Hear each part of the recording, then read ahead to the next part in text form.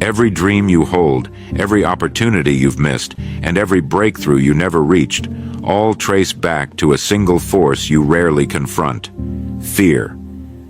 Not the loud kind, but the quiet, invisible fear that quietly shapes your choices, limits your potential, and convinces you to settle for a life far smaller than the one you were meant to live. And it is remarkable, isn't it, how such a small, unspoken force can guide so much of a person's life. You don't announce it.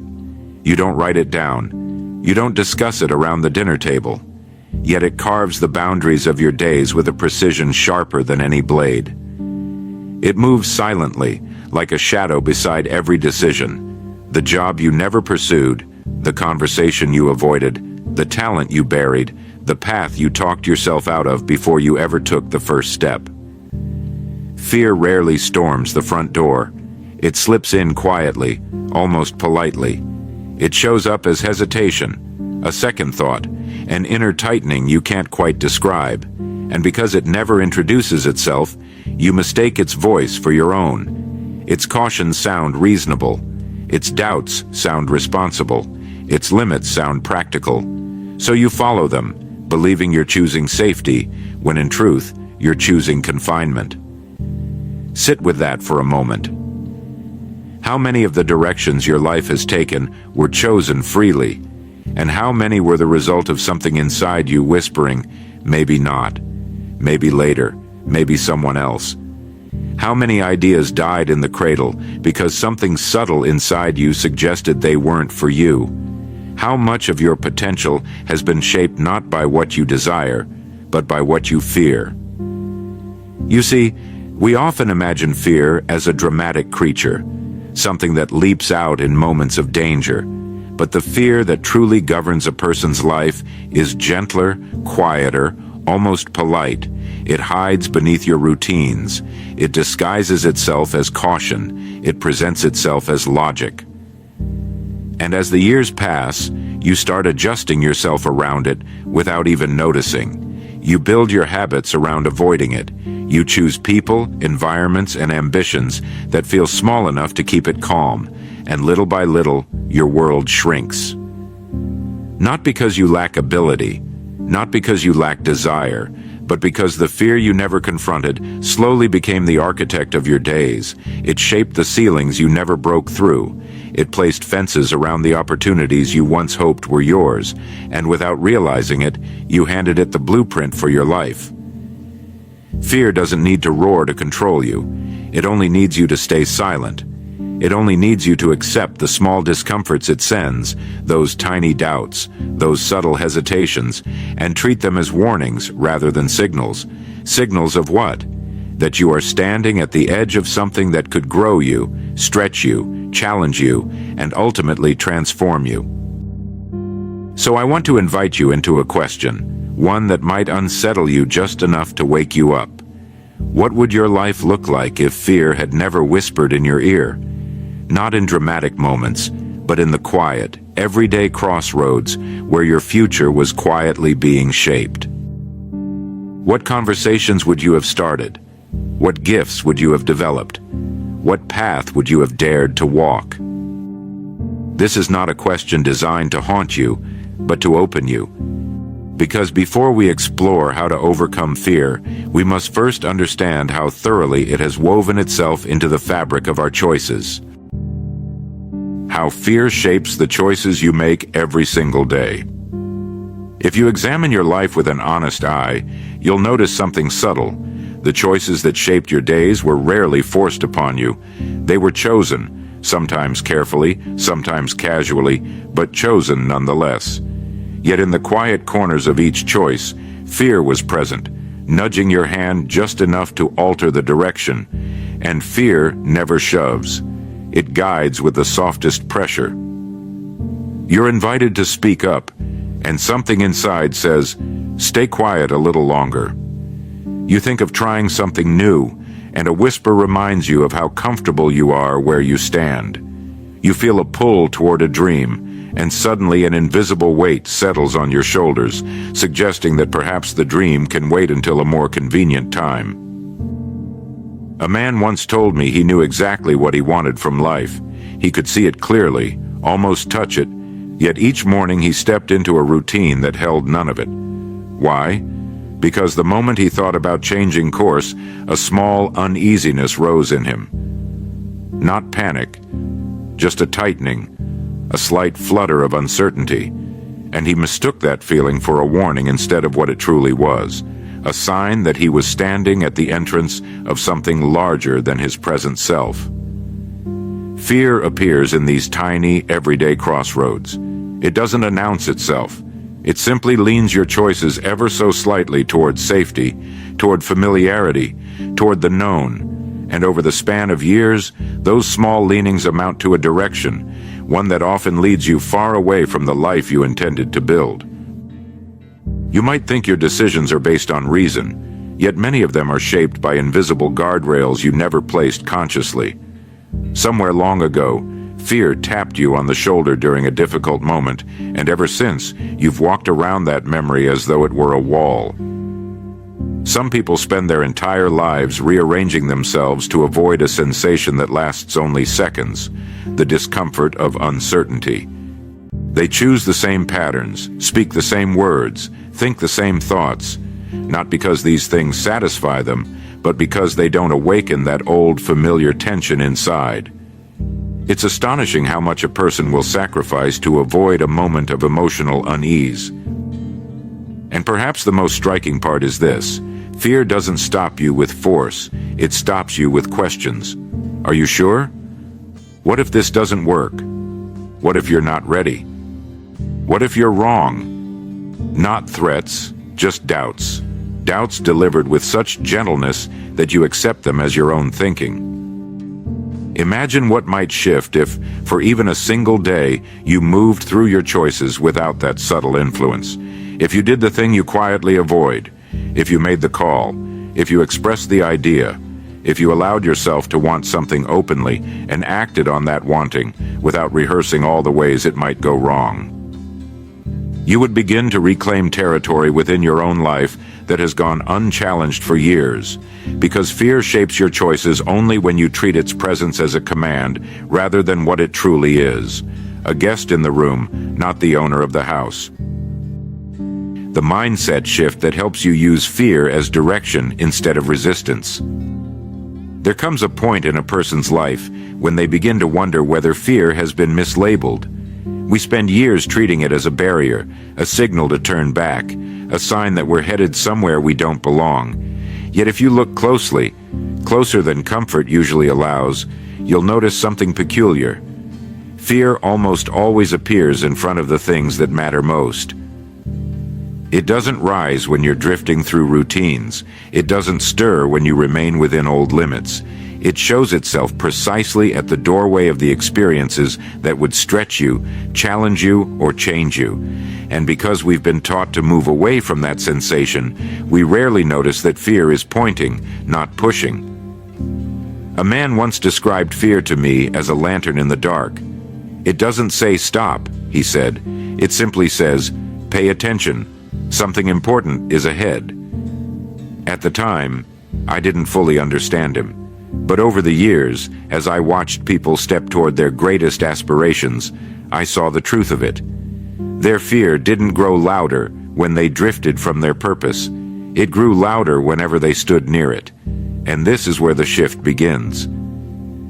Instead of interpreting fear as resistance, you begin to see it as direction, a compass of sorts, not one that points north, but one that points toward growth. Think back on your own life. The moments you were most afraid to step into were often the ones that held the most profound meaning. The conversation you dreaded ended up clearing years of misunderstanding. The opportunity you almost declined became the turning point of your career. The challenge you resisted revealed a strength you didn't know you had. Fear wasn't warning you away, it was signaling that you were near the edge of something valuable. Now, to use fear as direction, you must practice something unusual: curiosity. Instead of shrinking back, you pause and ask, why does this matter to me? What lies on the other side of this feeling? You begin to notice that fear doesn't arise because you are weak, but because the thing before you has weight. It carries significance. It touches a part of you that longs for expansion. When you move toward fear instead of away from it, the sensation rarely lasts. It dissolves the moment you step forward, as though it were only a threshold to be crossed, not an enemy to be defeated. Just imagine the shift this creates in your daily life. Instead of asking, "How do I avoid discomfort?" you start asking, "Where is it pointing me?" Instead of thinking, "I shouldn't feel this uneasy," you think, "This unease is a sign I'm close to something meaningful." The world looks different through that lens. Doors you once closed begin to open. Conversations you avoided become invitations, and choices you postponed transform into stepping stones. Your life stops shrinking and begins expanding, not because fear disappears, but because you stop treating it as the voice of limitation and begin treating it as the signal of possibility. Fear, when understood correctly, becomes less of a warning and more of a guide that leads you toward the very life you once believed was out of reach. Why every major breakthrough requires discomfort. If you walk through any chapter of a person's growth, no matter the era, no matter the circumstance, you will find a moment where comfort was no longer an option. Not because comfort is wrong, but because it cannot carry you into the next version of yourself. Breakthroughs are born in a different climate. They require tension, uncertainty, even a measure of doubt. They ask something of you that your current self has not yet proven capable of offering, and this is where discomfort enters. Discomfort is often misunderstood. People treat it as a sign that something is going wrong. They think, "If this feels uneasy, if this stirs something unsettled in me, then perhaps I should step back." But discomfort is not a signal of danger. It is the sensation of growth beginning. It is the mind and spirit stretching into unfamiliar territory. Consider a simple truth. Anything that expands must first push against something. A muscle strengthens by resisting tension. A tree grows by breaking through the soil. Even dawn arrives by pressing against the darkness before it. So it is with you. Every meaningful breakthrough in your life required you to stand in a place where certainty was absent.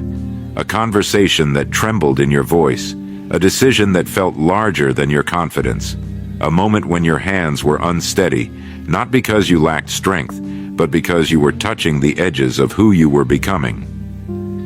People often believe they should feel ready before they step forward, yet readiness is rarely present at the start. Readiness is something you discover only after you've begun. The discomfort you feel isn't a sign that you're unprepared, it's the signal that you're stepping beyond the boundaries that once held you. And this is something worth reflecting on. Every comfort you cling to today was once unfamiliar. Once upon a time, it carried its own discomfort. You learned it, grew into it, and eventually it became ordinary. And now, to reach anything greater, you must pass through that same narrow doorway again, one framed by uncertainty on one side and possibility on the other. Discomfort is the toll you pay for transformation. It doesn't arrive to punish you. It arrives to prepare you. It strengthens your resolve. It sharpens your awareness. It reveals what you care about deeply enough to endure unease. If you shy away from discomfort, you don't avoid growth. You postpone it. You delay the version of yourself that is waiting on the other side of that moment. Think of those times in your life when you felt truly alive. They weren't the tranquil, predictable days. They were the moments you stepped into something untested, unsure, and undeniably meaningful. Your heart beat faster, your senses heightened, not because you were in danger, but because you were awakening. Discomfort is the proof that you are near a breakthrough, not after the fear, not beyond the fear, right in the very space where fear meets possibility. And those who learn to stay in that space, just long enough to cross its threshold, discover that the life they sought was never waiting in their comfort at all. It was waiting in their courage. How confronting fear unlocks strengths you never knew you had. There is a remarkable thing that happens when a person finally stops circling their fear and walks straight into it. Not recklessly, not with bravado, but with a quiet resolve. The moment you do, something shifts, subtly at first, then profoundly. You begin to discover capacities that were never visible from a distance. Fear has a way of blocking your view of yourself. It stands like a tall figure in the doorway, casting a shadow across your abilities, and as long as you stay on the safe side of that shadow, you never truly see what you're capable of. But the moment you step toward it, the moment you confront it, the shadow moves behind you, and your strengths begin to emerge where the darkness once stood. People often believe they need confidence before they act. Yet confidence is not the fuel of action. It is the result of action. Strength is the same. It does not arrive ahead of time. It is revealed only when you take a step you once thought was beyond you. You may have noticed this in your own life. A challenge that once felt impossible eventually became something you navigated with clarity. And you didn't gain that strength by thinking about it. You gained it by walking into the very thing that intimidated you. The courage you summoned became ability.